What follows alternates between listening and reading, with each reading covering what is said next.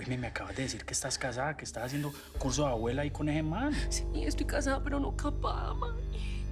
Vos viste el viejito, le quedan por ahí 2 afeitadas.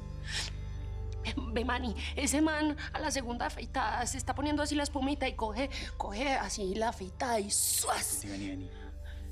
Nuestra historia nunca fue, ¿me entendés? Mani, vos es que no te acordás de las noches que pasábamos juntos, ¿ah? Las noches cuando me hacías el amor.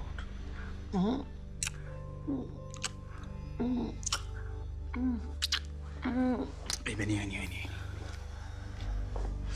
Vos sos una cosota, ¿sí o no? Pero es que nosotros siempre hemos vibrado como en frecuencias distintas.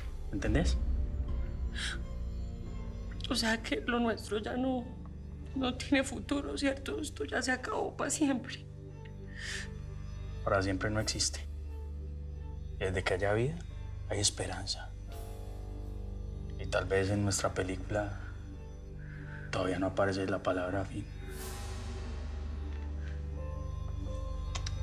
Ahí te la dejo.